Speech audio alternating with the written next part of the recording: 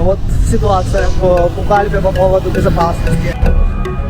Я реально воспринимаю его как В принципе, я не считаю себя тупой. Я зол. Она реально горячая. Нас здесь ждали. Первый день в джунглях. Сейчас идем на прогулку с ребятами. И сегодня у нас первая церемония. В голове звучала одна мысль, что если я выживу до утра, то все остальное уже в жизни нипочем. Церемонии пропустил. Закончились на этом мы церемонии своего. Много сознания, больничка. Гуляем по джунглям. Полная готовность. Ждем маэстро.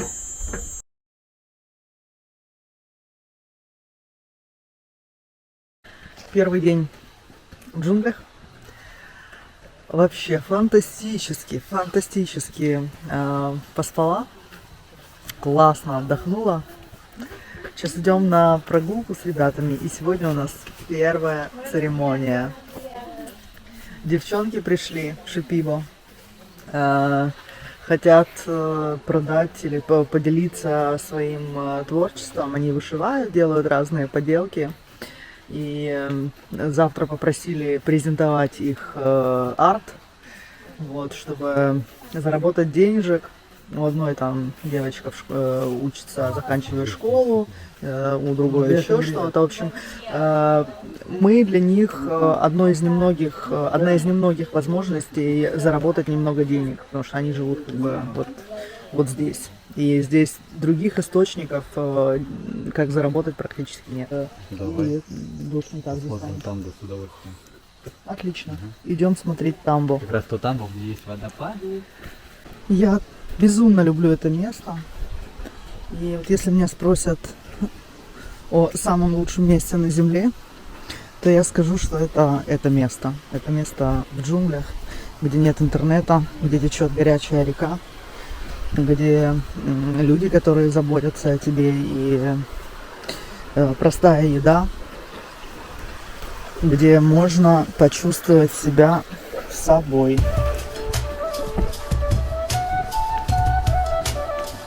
Бабочки летают очень красивые, наверное, через камеру не видно.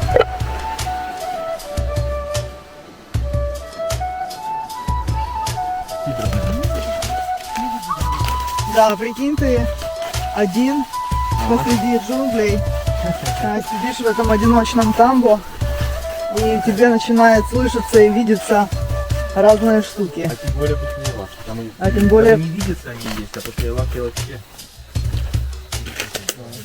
моя первая ночь в тамбо была, знаешь, я не сомкнула глаз, я не смогла уснуть. И в голове звучала одна мысль, что если я выживу до утра, то все остальное уже в жизни нипочем. Я после опыта, когда вернулся в своей маленькой, однокомнатной квартире, боялся встать в туалет, ходить попить. То есть, ну вот настолько было, страх темноты ко мне пришел. Да? Да. Ну, это детские страхи, их классно проработать, они прорабатываются. Сейчас мы идем, гуляем по джунглям.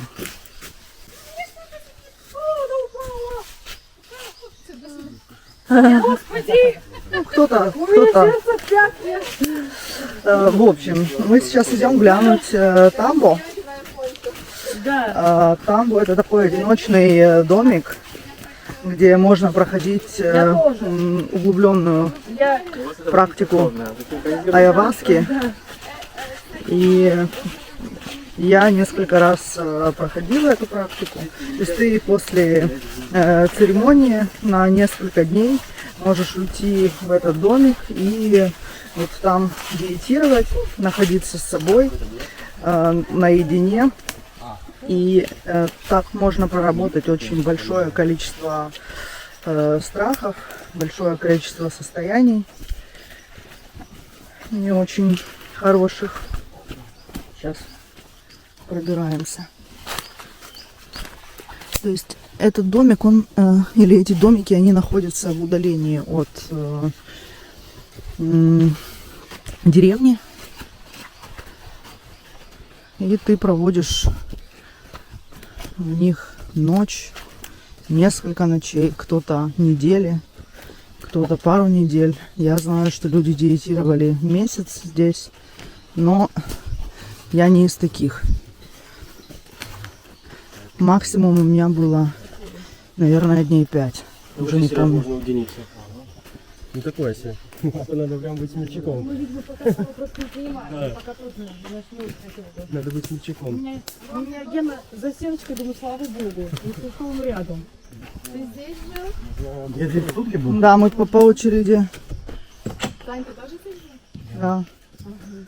Я же говорю, что я когда, знаешь, прожила свою первую ночь в Тамбо, я подумала, что все остальное уже фигня в жизни. Давай посмотрим. Да, тут приносят. Это заранее надо, да? Ну да. Видишь, посмотри на потолок.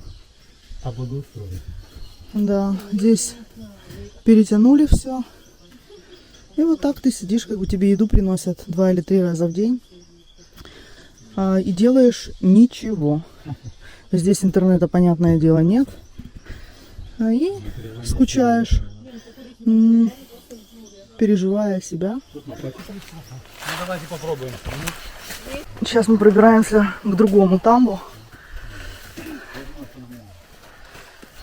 Здесь прямо целая серия тамбо для диетирующих. Это и в этом смысле уникальное место, потому что я немного видела мест, где можно диетировать.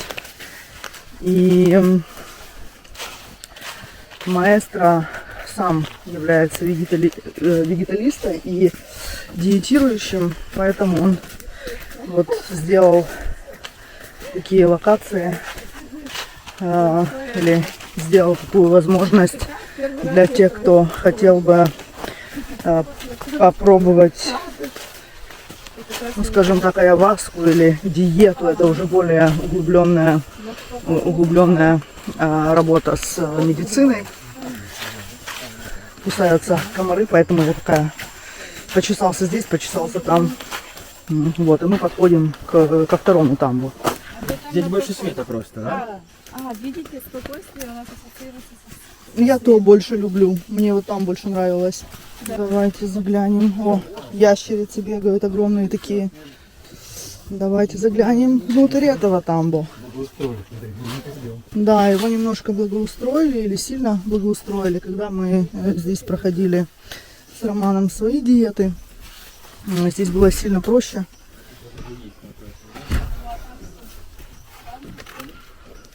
Заходим.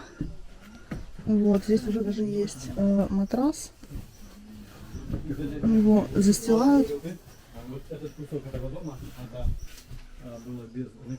Да, здесь была такая беседочка и висел гамак. Здесь можно было чилить. Точнее, кормить комаров. Здесь свечечки. Вот обратите внимание на корни, такие очень интересные. Природа создала эти корни для того, чтобы дерево лучше питалось. Здесь течет ручеек, и можно здесь немножечко умыться или взбодриться. Да? Ой, блин, кусает все. Да, это ванная. Здесь помыться. Да, там в туалет сходить, здесь помыться. Уже все сварено и приготовлено. То есть айваска варится 24-48 часов. То есть там несколько прямо отжимов, варивания и так далее. То есть это долгий процесс. Да, да. Обычно они варят целый казан раз в какое-то время и все, просто его как-то используют. Да, его не варят прямо вот перед употреблением. Но когда он свежий, он невероятно потент, как это. Короче, чем свежее айваска, тем она забористее. Я думаю, раз сейчас участники уехали, значит, они нам свежую оставили. Но все равно, скорее всего, в первую церемонию у него есть набор. скорее всего, будет более мягкая. А сейчас идем к третьему тамбу. О, летучие мышки летают.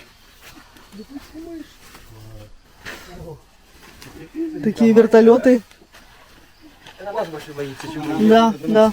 Здесь парень диетировал порядка месяца. То есть это не просто, чтобы со страхами побороться. Это древняя традиция. То есть вот так вот шаманы получали свои знания. Они уходили в джунгли и сидели, диетировали различными растениями.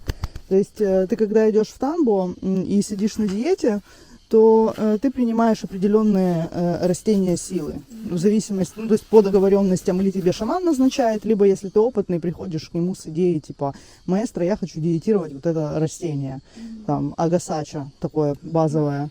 И он тебе открывает диету с агасачи и говорит: ну все, будешь диетировать там 2 недели. И вот ты пьешь по графику растения. Очень строгая еда, ну, очень строгая диета по еде.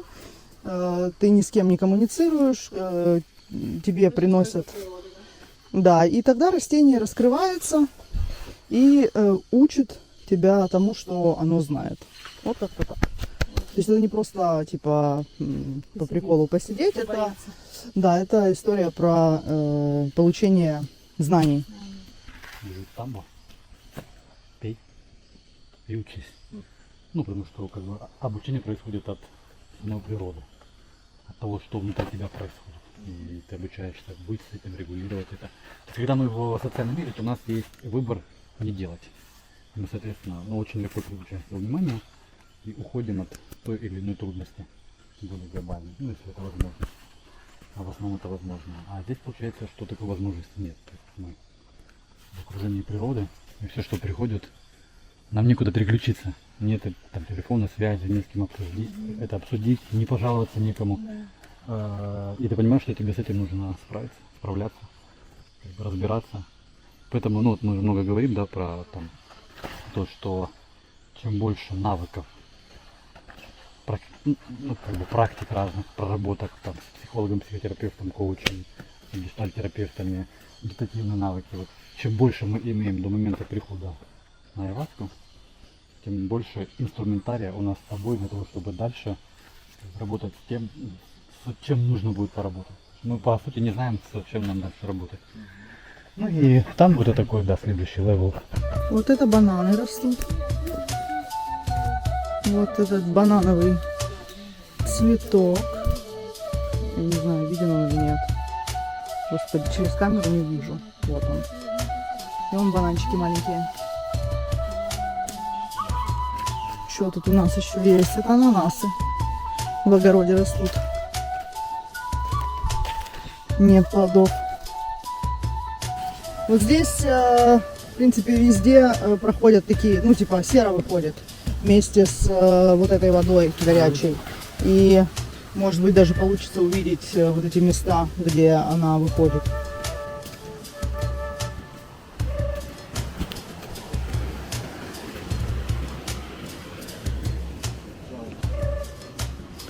Здесь можно ходить, но очень аккуратно, потому что вот внизу есть пустоты, и Рома может рассказать свою трагичную историю.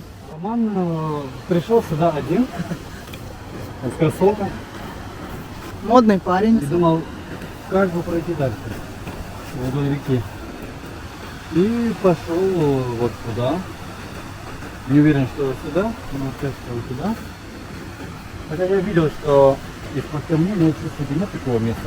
Ну, Что вон, камни как дырявые. Ну, то есть здесь, ну, идет камень, да, как бы большой. И внутри него дырка. очень сильный запах серы. Вода, которая размывает камень.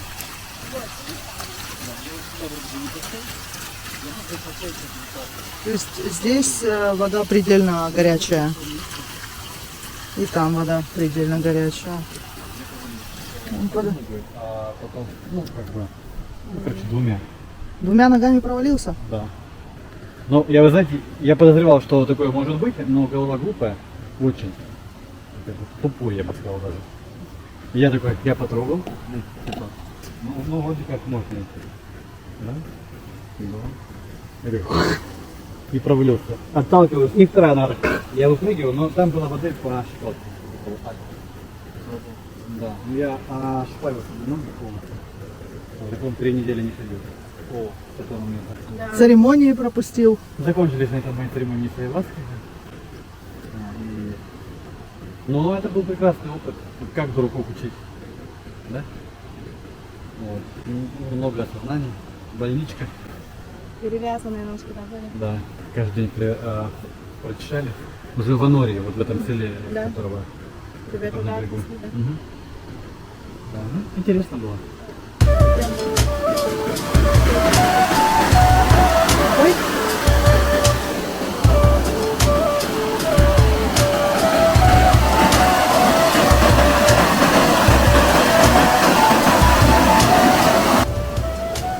Горячая. Прям серьезно горячая.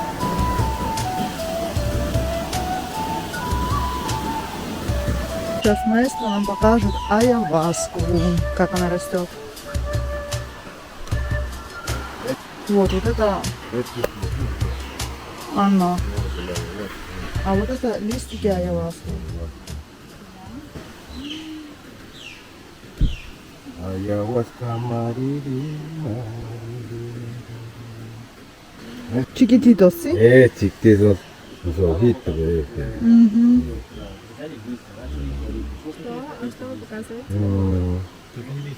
Вот когда айаваска, вот Toda есть- ayahuasca es roja, tiene esto. У нее Y такие no точки? tiene eso. да, да, да. Если типа нет таких точечек, это не айаваска. Вот по этим точечкам отличается.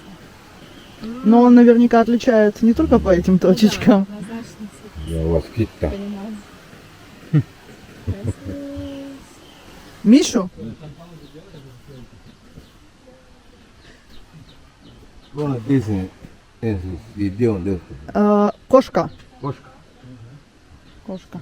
Кошка, кошка, кошка. А вот это чакруна. Это значит. Это вот это растение содержит листики, его листики содержат DMT.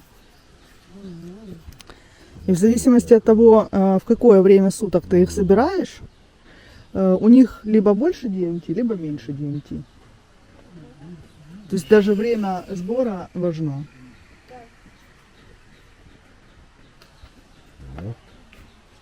Chacrón tiene sus lancetitas.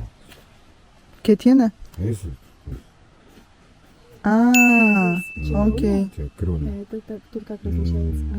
Он говорит, вот есть такие типа, вот такие штучки. Такие палочки. Да, палочки. Собственно, первая церемония наша. Сейчас покажу. Сегодня часа 2 днем проспала, еле себя подняла. У меня всегда здесь открывается суперспособность спать. Первые дни я буквально отдыхаю. Я не знаю почему, но так было вот все 10 лет, как я сюда приезжаю. Может быть, организм требует отдыха, может быть, еще что-то, но я с таким удовольствием сплю, прям я не могу передать. Обычно необычно я никогда не сплю днем, а здесь я как медведь в берлогу залажу, и я не могу отоспаться. Сережа, наш участник и мой сосед по бунгало, сказал, да, тоже не могу себя поднять, еле поднял. Но нужно подниматься, потому что всем сегодня наша первая церемония. Нам нужно подготовиться. Сейчас мы дадим ребятам инструкции и сделаем практики. Помедитируем или подышим. И вот мы собираемся сейчас где-то чуть больше 5 вечера. В джунглях уже потихонечку начинает садиться солнышко. Ну, на самом деле здесь быстро темнеет. В 6 уже темно. Вот такая красота за мной. Я стою на входе в наш молок, где будет проходить процесс наш. Вот. Все ребята уже там. Ну что, пойдем сдаваться. Как мне?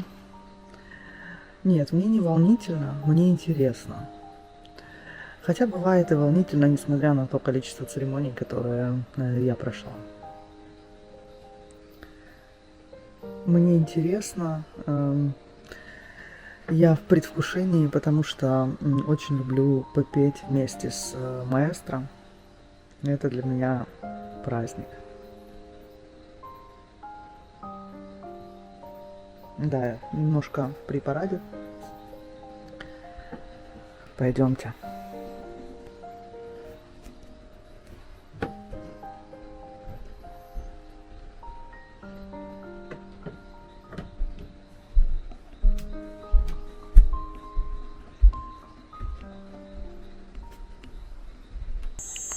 Полная готовность. Ждем маэстро.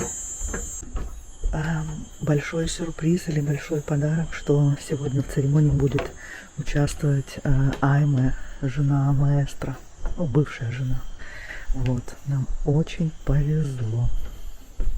Роман только что проговорил, что первый выпьет медицину, чтобы понять, насколько она сильная, не сильная, и потом запустим всех остальных. Вообще, маэстро из моего опыта варит лучшую в мире медицину.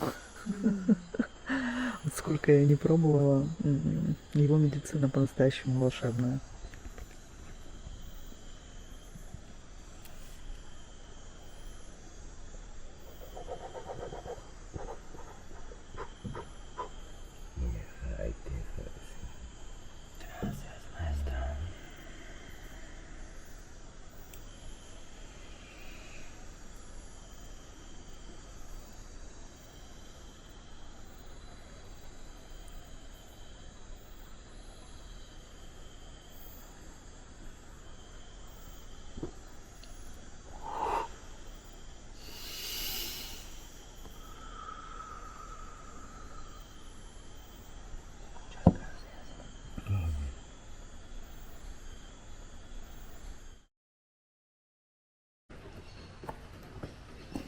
Первый день после церемонии.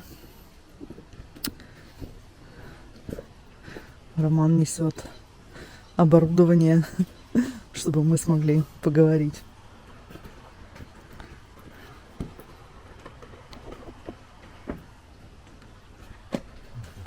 Интересное ощущение или переживание. Да, я вчера ходила в опыт, снимаю сапоги. Дождит.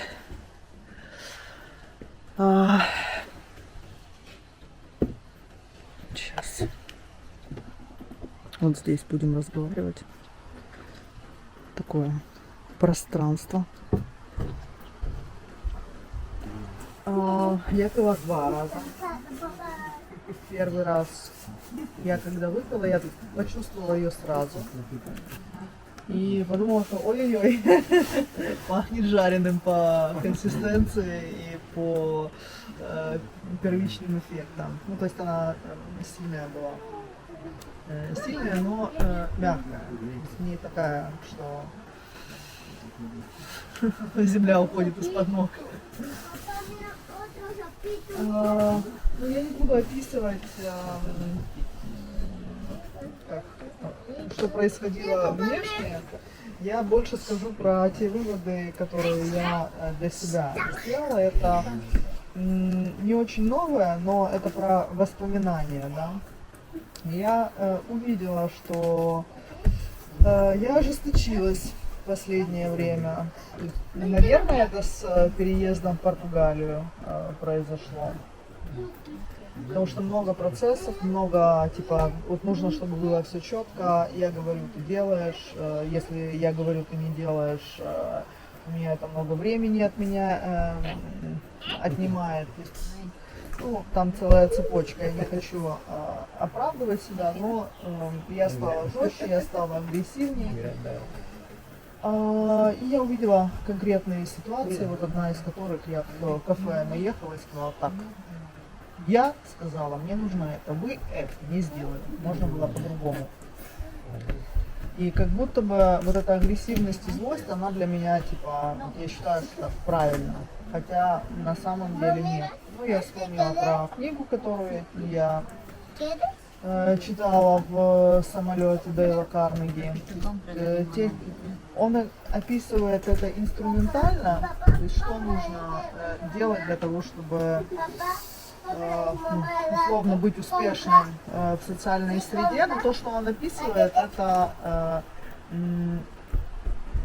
о хорошем отношении к другим людям. То есть, что хуже работает агрессия, что хуже работает или какая-то ультимативность, хуже работает, когда я прав и нет, и куда лучше работает, когда ты понимаешь человека, когда ты разговариваешь с ним на языке доброты. Ну, я не хочу пересказывать книгу, но то есть для меня я увидела, что как будто бы вот те инструменты, которые он дает, это пересекается с моим опытом айаваски и теми воспоминаниями, которые я сейчас получаю. Про доброту к себе, про внутренний разговор с собой, что я плохо с собой разговариваю. То есть так как я разговариваю с другими, как ты должен, мне надо, так же я разговариваю и с самой собой. Ну, это на каком-то этапе работало, сейчас как будто бы, чтобы пройти дальше, мне нужно учиться по-другому с собой разговаривать. Про заботу большую о себе, о своем теле. Про больший порядок в жизни. Про больше ценить и про большую благодарность за все то, что я уже имею.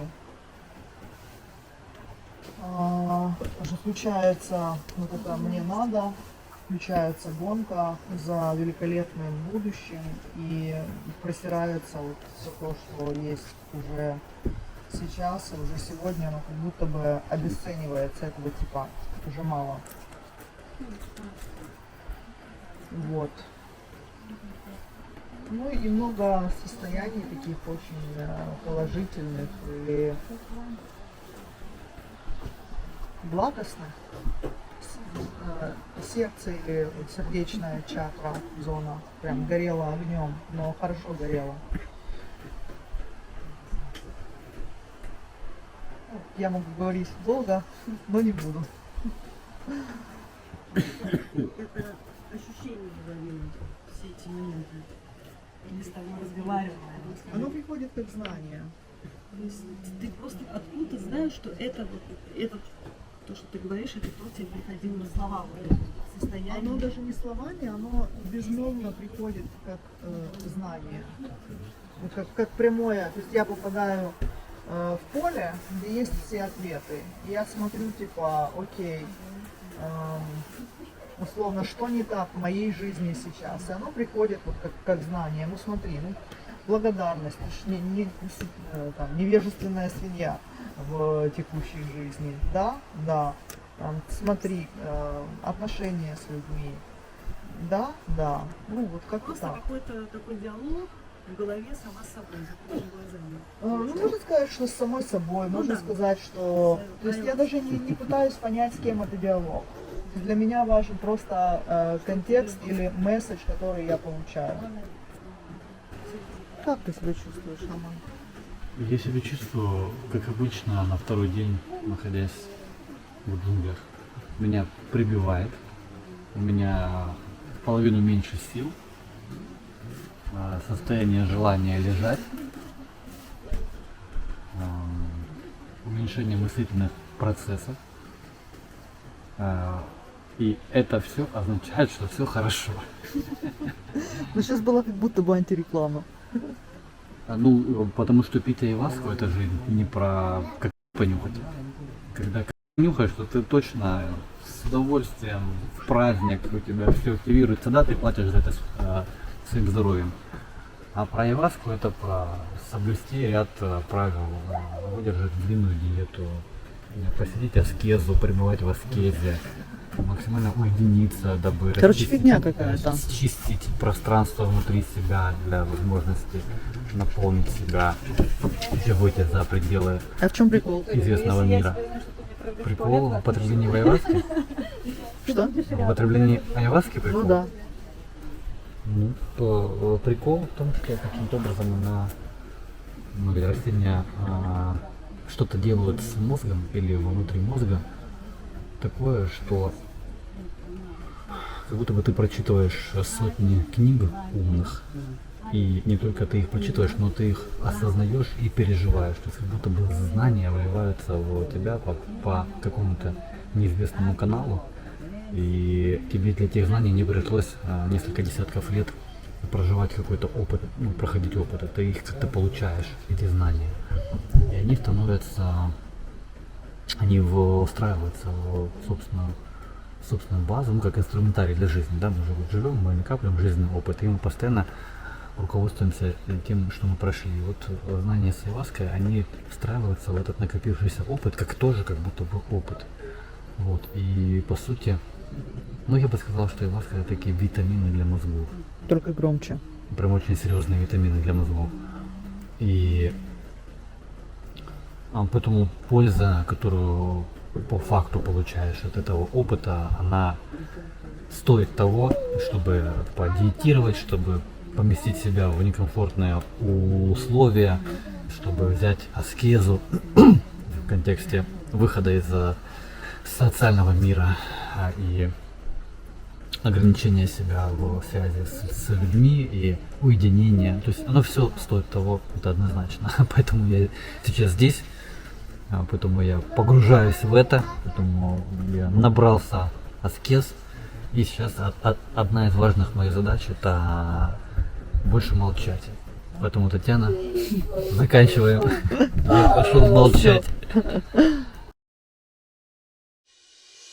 Сегодня церемония номер 2. Маэстро пообещал новую медицину. Говорит, пристегните ваши ремни.